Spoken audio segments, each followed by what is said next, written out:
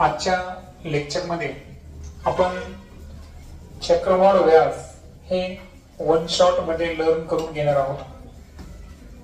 आता चक्रवाढ व्याज समजून घेण्याच्या अगोदर सरळ व्याजची बेसिक इन्फॉर्मेशन आपल्याकडे पाहिजे, बरोबर. सरळ व्याज तुम्हाला यावर सांगितलं होतं मी, ज्याला आपण इंग्रजीमध्ये सिंपल इंटरेस्ट म्हणतो. आणि त्यापेक्षा जास्त बँकेचा फायदा हा कशामध्ये असतो? चक्रवाढ व्याज, कारण त्याला व्याजावर व्याज म्हणतात, बरोबर. आता सरळ व्याज संदर्भात जे सूत्र आपण पाहिलं होतं, तर स बरोबर म गुणिले द गुणिले क भागिले 100, म्हणजे मुद्दल गुणिले दर गुणिले कालावधी. तर हे सरळ व्याजचं सूत्र पाहिल्यानंतर त्यामध्ये आपण रास काढत असताना जे सूत्र वापरतो ते असतं मुद्दल अधिक सरळ व्याज, है ना. हे दोन सूत्र आपण इयत्ता 5वी पासून शिकलो आहोत, बरोबर. हे सरळ व्याज बरोबर मुद्दल गुणिले दर गुणिले मुदत किंवा कालावधी, त्याला 100 न भागणे, आणि रास बरोबर मुद्दल अधिक सरळ व्याज, बरोबर. आता हे जे चक्रवाढ व्याज आहे, आता एक आपण क्लिअर करतो की सरळ व्याज जे आहे त्याला आपण सिंपल इंटरेस्ट म्हणतो. ते पण सूत्र आपण लक्षात ठेवू, म्हणजे आपले इंग्रजी सुद्धा महत्वाची आहे, कारण ऍक्च्युअल जेव्हा आपण चक्रवाढ व्याजचा फॉर्म्युला वापरलो ना, त्यामध्ये आपण इंग्रजी अक्षर वापरत आहोत. तर मुद्दलसाठी आपण प्रिन्सिपल म्हणजे काय वापरतो? पी. दर म्हणजे रेट, त्यासाठी काय वापरतो? आर. मुदत कालावधी म्हणजे टाइम ड्युरेशन, त्यामुळे त्यासाठी काय वापरतो आपण? टी. डिवायडेड बाय काय घेतो आपण? 100. आणि त्यानंतर रास जे आहे त्याला इंग्रजीमध्ये म्हणतात अमाऊंट. काय म्हणतात? अमाऊंट. आणि रास इज इक्वल टू मुद्दल. मुद्दल म्हणजे प्रिन्सिपल आणि सरळ व्याज म्हणजे सिंपल इंटरेस्ट. हे तुम्हाला इंग्रजीतले जे सूत्र आहेत हे सुद्धा माहीतच आहेत, बरोबर. आता हे झालं सरळ व्याज संदर्भात. चक्रवाढ व्याज जे आहे त्याचा जो फॉर्म्युला आहे तो कसा आहे पहा. चक्रवाढ व्याज ज्याला आपण कंपाऊंड इंटरेस्ट म्हणू, तर यामध्ये अगोदर प्रिन्सिपल म्हणजे मुद्दल घ्यायची, in bracket 1/1 plus R upon 100. R काय असेल? रेट. आणि त्यानंतर त्याचा जो पॉवर असेल म्हणजे घातांक इंडेक्स, हा किती घ्यायचा आपल्याला? n, जे की मुदत असेल. म्हणजे मुदतीसाठी अगोदर आपण टी अक्षर वापरायचो, आता इथं काय आहे? n, नंबर ऑफ इयर्स, बरोबर. त्यासाठी आपण काय वापरला? n वापरला. तशा पद्धतीनं कंपाऊंड इंटरेस्ट जे आहे पहा होतं काय, सॉरी कंपाऊंड इंटरेस्ट नाही, तर हा ऍक्च्युअल अमाऊंटचा फॉर्म्युला आहे. तर हा अमाऊंटचा फॉर्म्युला आहे. आणि यावरून आपल्याला म्हणजे फरक काय आहे की सरळ व्याज मध्ये अगोदर आपण व्याज काढतो आणि आवश्यकता असली तर काय करतो? रास काढतो. परंतु इथं काय होईल बरं? कंपाऊंड इंटरेस्ट मध्ये अगोदर आपल्याला 100% काय काढावी लागते? रास काढावी लागते, अमाऊंट. आणि ते काढल्यानंतर मग आपण इथं जे सूत्र होतं तसं सूत्र इथं तयार करू शकतो की कंपाऊंड इंटरेस्ट काढताना जी अमाऊंट आहे त्यामधून मुद्दल काय करणार आपण? वजा करणार, बरोबर.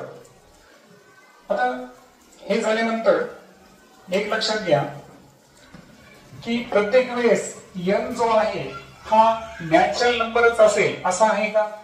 नॅचरल नंबर म्हणजे नैसर्गिक संख्या 1, 2, 3 असं असेल असं नाही.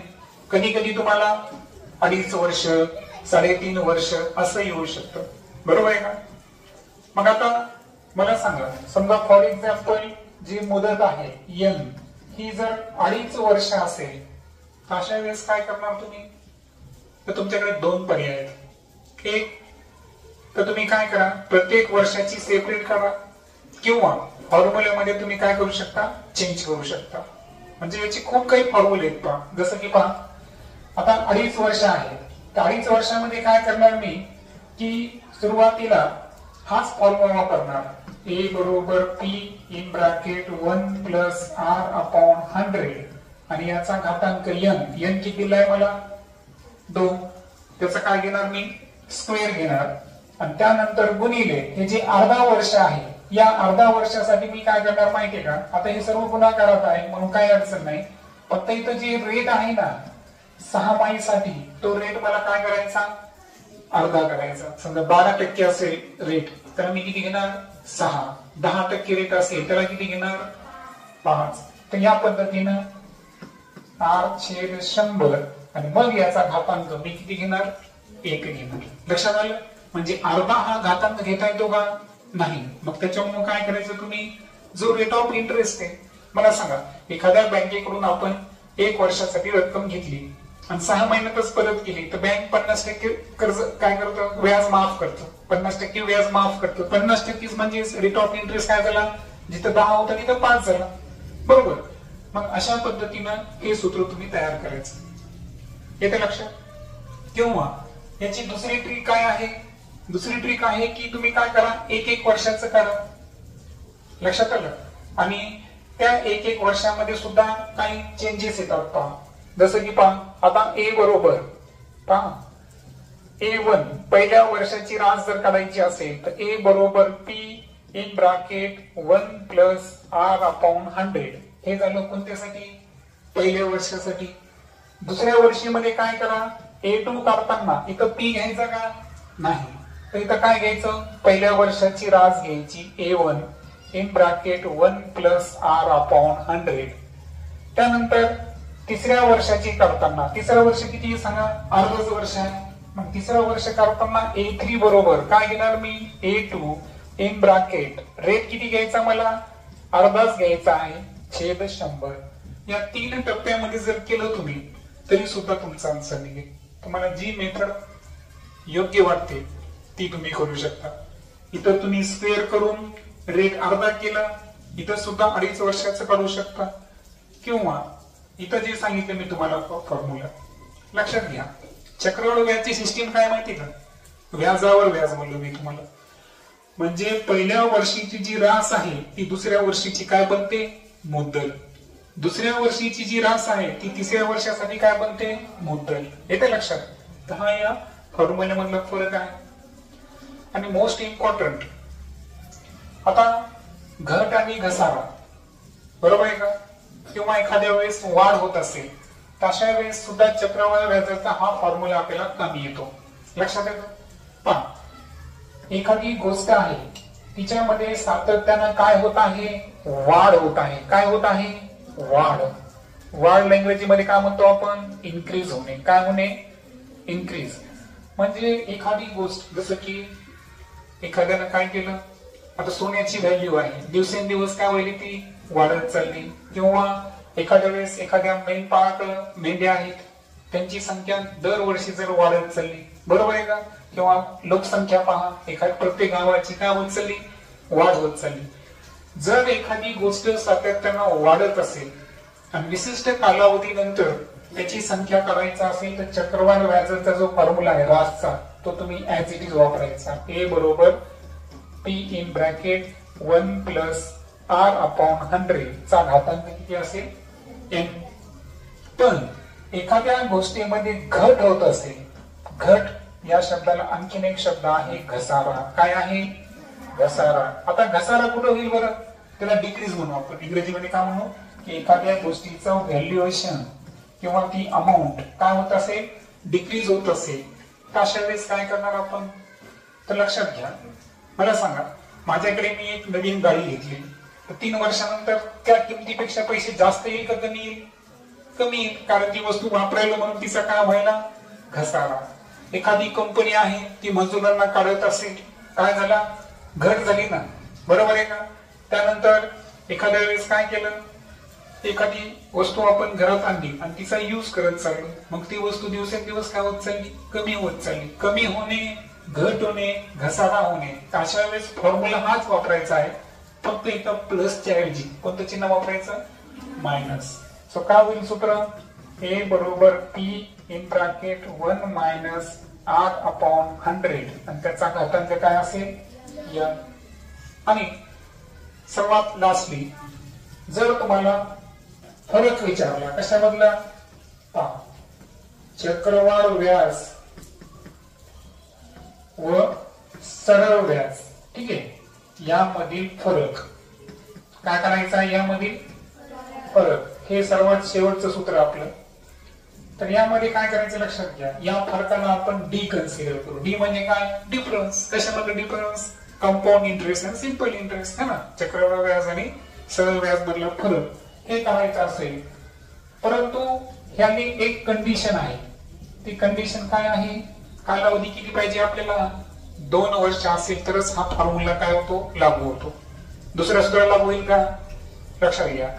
सरळ व्याज चक्रवाढ व्याजातला फरक करायचा आहे, परंतु मुदत ही 100% किती पाहिजे आपल्याकडे, 2 वर्ष असेल. तर त्याचा फॉर्म्युला आहे D is equal to P in bracket R upon 100 आणि त्याचा घातांक किती घ्यायचा, 2. तर हा फॉर्म्युला जर यूज केला तुम्ही तर डायरेक्ट तुम्ही काय करू शकता, इथं डिफरन्स काढू शकता. ठीक आहे. तर चला, तर आता कोणते कोणते फॉर्म्युले आपण पाहिले ते आपण करून देतो. पहिल्यांदा आपण काय पाहिलं, चक्रवाढ व्याज मध्ये काय काढायची, रास काढल्याशिवाय काय करता येत नाही, कंपाऊंड इंटरेस्ट म्हणजे चक्रवाढ व्याज करता येत नाही. हा पहिलं सूत्र आपण शिकलो. दुसरं ट्रिक जी शिकायली आपण की समजा 2.5, 3.5 असं जर असेल तर याचे 2 ऑप्शन पाहिले आपण. एक तर काय करा, जी पूर्ण संख्या आहे है ना, पूर्ण आहे त्याचं वेगळं करा आणि अपूर्णांक घेताना अर्धा घ्यायचा का, नाही तर अर्धा काय करायचा, रेट ऑफ इंटरेस्ट करायचा. किंवा त्याची अनदर ट्रिक दिली मी काय, की पहिल्या वर्षीची जी रास असते ती दुसऱ्या वर्षीची काय बनते, मुद्दल.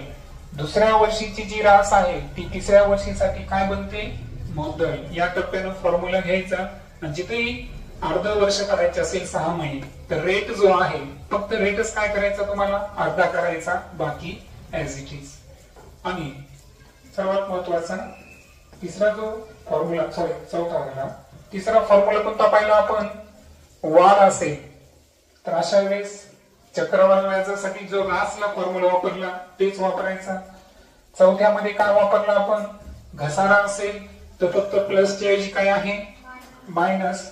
आणि पाचवा जे आहे तर सरळ व्याज आणि चक्रवाढ व्याज याच्यातला 2 वर्षाचा फरक डिफरन्स काढायचा असेल तर डी बरोबर P in bracket R upon 100 चा काय घ्यायचा, स्क्वेअर. ठीक आहे. आता आपण एक एक गणित समजून घेऊया.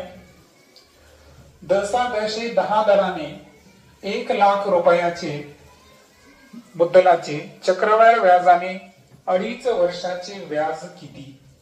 ओके, हा आपलं गणित आहे. आता हे गणित काय करू आपण, 2 पद्धतीने सोडवायचा प्रयत्न करू. जसं की मी तुम्हाला म्हणलो की आपल्याकडे ट्रिक किती आहे, 2 आहेत. दोन्ही ट्रिकचा वापर करू आपण. पहा, पहिली जी ट्रिक आहे त्यामध्ये तुम्हाला सांगा हा काय आहे, आर 10, त्यानंतर मुद्दल म्हणजे प्रिन्सिपल, त्यानंतर एन म्हणजे काय आला, मुदत, आणि व्याज काढायचं आहे. नुसतं अमाऊंट करायची आहे का, नाही. तर आता अमाऊंटचं सूत्र काय आहे, ए बरोबर, आता मी तुम्हाला म्हणलो होतो 2.5 वर्ष आहे, तुम्हाला आठवत असेल ना. पहिले सूत्र काय सांगितलं मी तुम्हाला, की अगोदर काय करा, घातांक किती घ्या, 2, आणि नंतर घातांक 1 घेताना आर किती घ्या, अर्धा. मग तो सूत्र आपण वापरू. सांगा, ए बरोबर पी गुणिले 1 प्लस आर अपॉन 100 किती वर्षासाठी, 2 वर्षासाठी, गुणिले 1 प्लस अर्ध्या वर्षासाठी रेट ऑफ इंटरेस्ट काय करायचा, अर्धा करायचा, 100 न गुणायचं, घातांक किती घ्यायचा, 1. प्रिन्सिपल किती आहे, 1 लाख इन ब्रॅकेट, सांगा आर किती आहे, 10. सो 1 अपॉन 10 अपॉन 100 इंटू काय घ्यायचा याचा, स्क्वेअर, 1 प्लस. आता मला सांगा आर किती आहे, 10 आहे, 10 चे हाफ करा किती होईल, 5. पुन्हा 1 लाख घेऊ. चला 100 गुणिले 1 किंवा एका 0 गट करू आपण. 10 गुणिले 1, 10 ने 1 11 किती झालं, 11 छेद 10, बट याचा काय घ्यायचा आपल्याला स्क्वेअर गुणिले 5 एक 5, 5 दोन्ही 10, 20 एक 20, 20 आणि 1 21 छेद 20. चला आता 1 लाख गुणिले 11 चौर किती आहे 121 गुणिले 100 आणि 21 छेद 20. सांगा आता 1 2 3 1 2 3 3 झिरो कट केले आपण. त्यानंतर 2 ने सांगा किती होईल इथं. हे जर आपण कट केले किती होईल 50. मग आता शिल्लक काय करायला त्यावर आपण फोकस करू. सांगा शिल्लक काय काय आहे 50 121 आणि 21. 50 121 आणि 21 या सगळ्यांचा गुणाकार करू. ठीक आहे. आता सर्वात अगोदर 0 ला 0 घेऊन टाकू आपण आणि आपल्याकडे कोण कोण आहे सांगा 121 गुणिले एक ट्रिक करता येते पाहिजे. 21 आणि 5 याचा गुणाकार घेऊ आपण. 21 पंचे 105 बरोबर. 21 पंचे 105. आता 105 न गुणायचं आहे. पुन्हा 21 पंचे 105, 5 एक 5 आणि 1 6. आता या 0 न गुणताना 0 न गुणायचं का आपल्याला नाही. 1 ने गुणताना डायरेक्ट 2दा प्लस चिन्ह घ्या. वरची संख्या ऍज इट इज किती येईल 12,705. 12,705 जर लिहिले आपण तर किती होईल मग 1,27,050. लक्षात तुम्हाला हा शून्य मी अगोदर इकडे घेतला होता. ठीक आहे. आता हे झालं काय झाली ही अमाऊंट. आता आपल्याला काय करायचं आहे कंपाऊंड इंटरेस्ट. ठीक आहे. ते दुसऱ्या पेनने काढू वाटल्यास सांगा. कंपाऊंड इंटरेस्ट करताना फॉर्म्युला काय आहे रास मधून प्रिन्सिपल काय करायचा वजा. सो 1,27,050 यामधून काय वजा करणार मी 1,00,000 जी मुद्दल आहे ती वजा करणार. तो उत्तर किती येईल 27,050. हे झालं कंपाऊंड इंटरेस्ट. बरोबर. आता येईल सूत्र क्रमांक 2 बरोबर ज्यामध्ये पहिल्या वर्षीची मुद्दल रास ही दुसऱ्या वर्षाची काय बनणार आहे मुद्दल. फॉर्म्युला काय होता A2 इज इक्वल टू अगोदर काय करायचा A1 बरोबर P इन ब्रॅकेट 1 प्लस 100. घातांक घ्यायची गरज आहे का कारण पहिल्या वर्षीसाठी नाही दुसऱ्या वर्षीसाठी नाही. अर्ध्या वर्षासाठी फक्त रेट काय करायचा अर्धा म्हणजे याच्यात घातांक नाहीच. याच्यात काय नाही घातांक नाहीच. ठीक आहे. सोपं आहे. चला अमाऊंट टाकू आपण. किती प्रिन्सिपल 1,00,000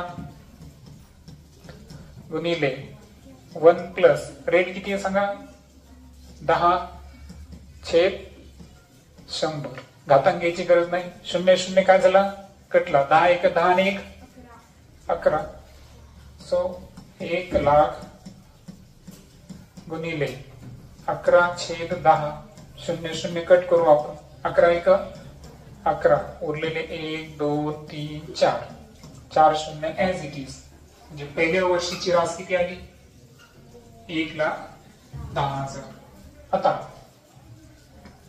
दुसऱ्या वर्षीची रास करताना काय फॉर्म्युला वापरणार मी A2 बरोबर A1 in bracket 1 plus R/100. सांगितलं सूत्र.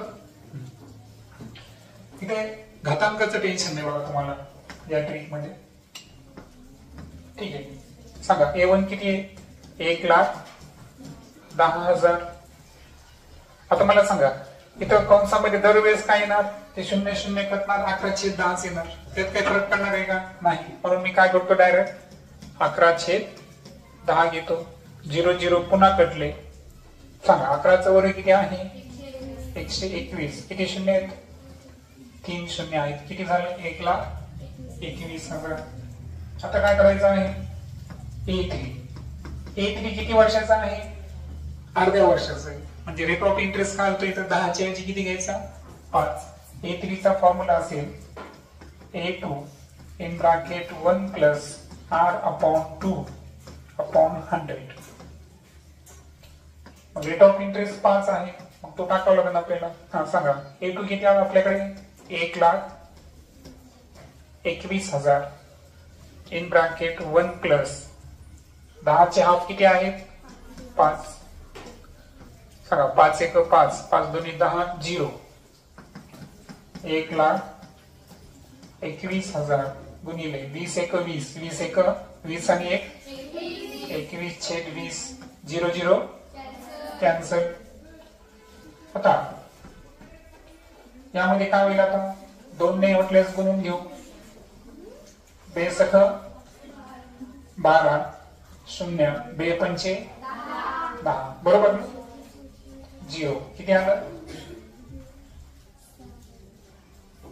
1 मिनिट, काय चुकलं का? 12,100 6,050 बरोबर आहे. आता 6,050 ला किती गुणायचं आहे?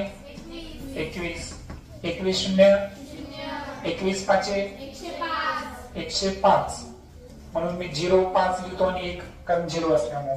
आणि 21 सख 100 आणि त्याच्यामध्ये 1 मिळवा. आलं का? 1,27,050. म्हणजे दोन्ही सूत्रानं तुम्ही जी रास काढली ती कशी आली? सेम टू सेम आली. मग तुम्हाला आता चॉईस तुमची, तुम्हाला कोणती मेथड यूज करायची. बरोबर. नेक्स्ट आहे पहा, 10,000 मुद्दलाचे दशादशे काही दराने 2 वर्षाचे चक्रवाढ व्याज व सरळ व्याज यातील फरक 81 रुपये आहे, तर व्याजाचा दर किती? काय काय दिलं आपल्याला? 10,000 मुद्दलाची म्हणजे मुद्दल किती आपली? 10,000. दशादशे काही दराने रेट ऑफ इंटरेस्ट दिला का आपल्याला? नाही. 2 वर्षाचे म्हणजे एन किती दिला आपल्याला? 2. आणि फरक, फरक साठी कोणता अक्षर वापरावं मी तुम्हाला? डिफरन्स. डिफरन्स साठी फॉर्म्युला काय आहे? एक डी है ना. डी हे सिंपल वापरायचं डिफरन्स साठी. आणि डिफरन्स किती आहे? 81 बरोबर.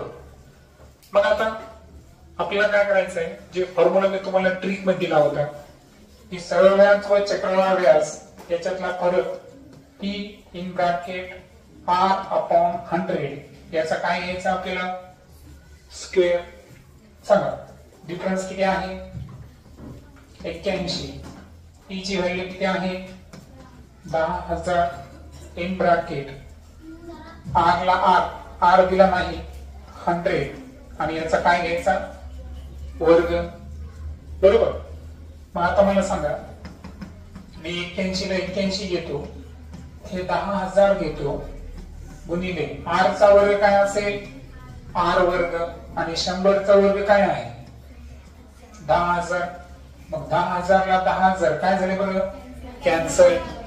R स्क्वेअर ची व्हॅल्यू किती आली? 81. मग R काढायचा असेल तर वर्गमूळ 81 घ्या, व्हॅल्यू किती येईल? 9. आणि म्हणून रेट ऑफ इंटरेस्ट 9. जास्त ट्रिकी गणित आहे. तिसरं जे गणित आहे, कोणत्या दराने एका मुद्दलाची 1 वर्षाची रास 10,800 व दुसऱ्या वर्षाची रास ही 11,664 होती? तुम्हाला आठवत असेल मी तुम्हाला म्हणलो होतो पहिल्या वर्षीची जी रास असते तिला काय कन्सिडर करायचं? A1. दुसऱ्या वर्षाची रास आहे त्याला काय कन्सिडर करायचं? A2. त्या व्यतिरिक्त आपल्याला N दिलेला आहे. आता दाखल बघा. आता आपल्याला त्यामध्ये काय करायचं? रेट ऑफ इंटरेस्ट जो आहे तो काढायचा आहे. N बरोबर किती आहे आपल्याकडे? 1 वर्ष. बरोबर, 1 वर्षाची रास आहे. त्यानंतर A1 पहिल्या वर्षीची रास किती आहे? 10,800. A2 दुसऱ्या वर्षाची किती आहे? 11,664. आणि काय करायचं आपल्याला? R रेट ऑफ इंटरेस्ट आपल्याला कॅल्क्युलेट करायचा आहे. ओके. तर आता इथे एक लक्षात घ्या, पहिला फॉर्म्युला आठवा मी तुम्हाला काय सांगितलं होतं? A2 चा फॉर्म्युला A2 चा A1 चा फॉर्म्युला सांगतो अगोदर. P in bracket 1 plus R upon 100. घातांक घ्यायला सांगितलं का तुम्हाला? नाही. हा होता आपला पहिला फॉर्म्युला. दुसऱ्या वर्षीची जी रास आहे त्याचा फॉर्म्युला सांगितलं होता A2 बरोबर A1 in bracket 1 plus R upon 100.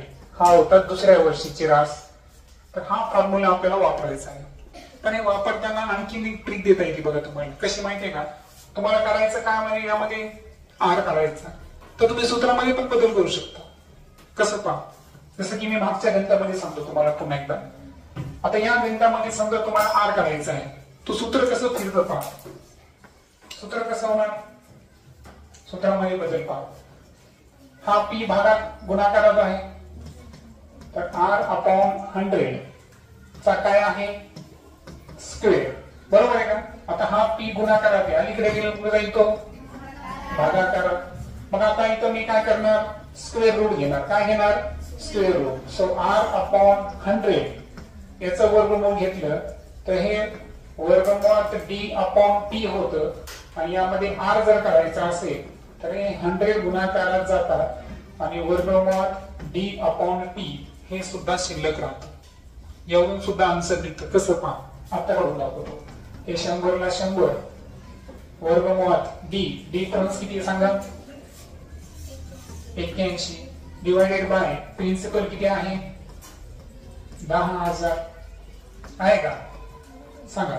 100 ला 100 गुणिले 81 चं वर्गमूळ काय आहे? 9. 10,000 चं वर्गमूळ काय आहे? 100. 100 ला 100 कटले, डायरेक्ट उत्तर काय निघतं?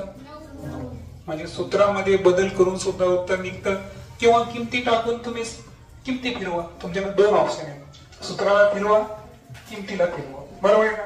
तसंच इकडे सुद्धा ऑप्शन आहे पहा. इथे तुम्ही किमती टाकून किमतीची अरेंजमेंट चेंज करा, किंवा आपण फॉर्म्युलाच तयार करू.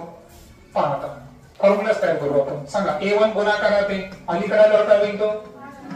मग A2 upon A1 is equal to 1 plus R upon 100. हा प्लस 1 अपोजिट साइडला गेल्यावर काय होणार? मायनस 1. सो R upon 100 बरोबर A2 मायनस A1 आणि हा प्लस 1 अपोजिट साइडला गेल्यावर काय झाला? Minus 1 is equal to A2 ला A2 A1 ला 1 न गुणल्यावर काय उत्तर येतं? A1 divided by A1. बरोबर. आणि फायनली जर पाहिलं आपण पहा, आता हे 100 कुठे आहे? भागाकारात. इकडे गेल्या कुठे जाईल ते? गुणाकारात. मग आता R बरोबर का होईल? 100 कंसात A2 minus A1 divided by A1. तर या फॉर्म्युल्याच्या सहाय्याने तुम्ही थेट काय करू शकता? रास काढू शकता. तर पहिल्यावर काय करू शकता? रेट काढू शकता. तुम्हाला मुदत दिलेली नाहीये. मुदत दिली आहे का? नाही. फक्त पहिल्या वर्षीची दुसऱ्या वर्षीची रास दिली असेल तर तुम्ही जर हा फॉर्म्युला थेट पाठ केला तर एवढे अरेंजमेंट न करता तुम्ही उत्तर काढू शकता. कसं पहा, किती टाकू आपण? आर बरोबर सांगा 100 ला 100. A2 किती आहे? 11,664. ते किती आहे? 10,800 भागिले किती आहे? 10,800. आता हे कंस नाही लिहिला तरी चालतो, तुम्हाला माहिती आहे, कारण इथं कोणतं चिन्ह आहे? गुणाकाराचं. कोणतं आहे? म्हणजे 100 इंटू करू शकता. हे 2 0 कॅन्सल, हे 2 0 कॅन्सल. सांगा याच्यातली वजाबाकी करू. 64 ला 64 116 मधून 108 गेले, किती राहतील? 8 शिल्लक राहतील. बरोबर. 116 मधून 108 गेले, किती राहतील? 8. छेद किती आहे? 108. 1 8 8 64 म्हणजे 101 101 108 864. म्हणून रेट ऑफ इंटरेस्ट किती आला? 8. म्हणजे 2 रास दिलेले आहेत तुम्हाला, पहिल्या वर्षीची पण आणि दुसऱ्या वर्षीची पण रास दिलेली आहे. आणि मुद्दल न देता तुम्हाला जर रेट करायचा असेल तर हा फॉर्म्युला निश्चितच तुमच्या कामी येईल. मूळ फॉर्म्युला हा होता आपला, इथं जे आपण प्लेस केलाय ना, हा आपला होता मूळ फॉर्म्युला. बरोबर. तर त्याला आपण रिअरेंज करेल तिथपर्यंत आलो. करेक्ट. आणि पुढचं गणित आहे पहा की एक मेंढपाळाकडे किती मेंढ्या होत्या? 250. त्यामध्ये दरवर्षी 20% काय होईल बरं? वाढ म्हणजे इन्क्रीज. बरोबर. तर 3 वर्षानंतर वाढलेल्या मेंढ्यांची संख्या किती? 3 वर्षानंतर. सॉरी, प्रोनाउन्सिएशन कधी कधी चुकतं. तर पहा मेंढ्याची. तर मला सांगा मेंढ्याची संख्या म्हणजे आपल्यासाठी काय आहे? प्रिन्सिपल. किती आहे? 250. जी वाढ व्हायली तो आपल्यासाठी काय आहे? दर. तो आहे 20. वर्ष किती आहे? 3. आणि मेंढ्याची 3 वर्षानंतरची संख्या म्हणजे रास असते. काय असते? रास. म्हणजे आपल्याला काय करायचं आहे? अमाऊंट. सो अमाऊंटचा formula P in bracket 1 plus R upon 100 to the power n. सांगा 250 in bracket 1 plus 20 upon 100. मात्र n किती आहे? 3. घातांक 3 आलेला आहे का? बरोबर. पहिले एक बे 5 10. 250 गुणिले 5 1 5. 5 ने 6. 6/5 चा काय घ्यायचा आहे? घन घ्यायचा आहे. 250 गुणिले 6 चा घन किती आहे? 216. आणि 5 चा घन 125 1 125 दोन्ही 216 ला 2 ने गुणा 432. That is the answer. आणि फायनली घट आणि घसारा आधारित एक गणित घेतलेले मी की एका कारखान्यामध्ये किती कामगार आहेत? 600. दरवर्षी किती टक्के कमी व्हायले? घसारा कमी. बरोबर आहे का? या ठिकाणी डिक्रीज आहे. आणि 2 वर्षानंतर किती कामगार शिल्लक राहतील? सो यामध्ये सुद्धा आपल्याला प्रिन्सिपल किती दिला आहे? 5600. Rate of interest 15%. पण 15 कसे घ्यायचे? ऋण घ्यायच्या. 2 वर्षानंतर म्हणजे n बरोबर 2 किती कामगार शिल्लक राहतील? म्हणजे काय करायचं आहे?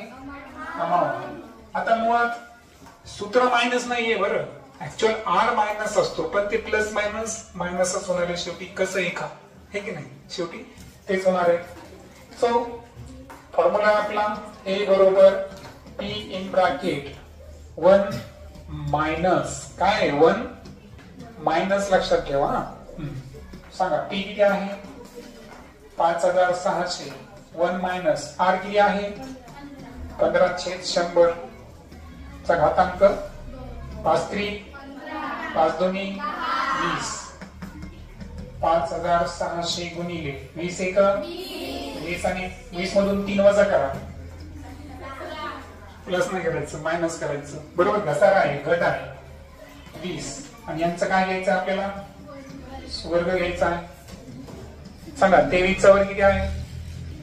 सॉरी 17 चा वर्ग किती आहे? किती 17 चा वर्ग? 289. आणि 20 चा वर्ग 2 2 0 4 1 4 4 14 9 4 12 14 3 112 का? किती होईल? 124. 124 ला 4 4 14 2 28 आणि 12 40 होतील का? म्हणजे याचा अर्थ कारखान्यामध्ये 5600 कर्मचारी होते. पण दरवर्षी जर 15% कमी करत गेले की 2 वर्षानंतर तिथे किती कर्मचारी शिल्लक राहिले? कामगार फक्त 4046. सो ओव्हरऑल यामध्ये तुमच्या बऱ्याच गोष्टी लक्षात आल्या असतात है ना. सरळ व्याजाचे कळवला फरक, रास 2 वर्षाची दिलेली असताना आणि घट घसारा वाढ काय असते. Okay. So that's all about चक्रवाढ व्याज. ओके.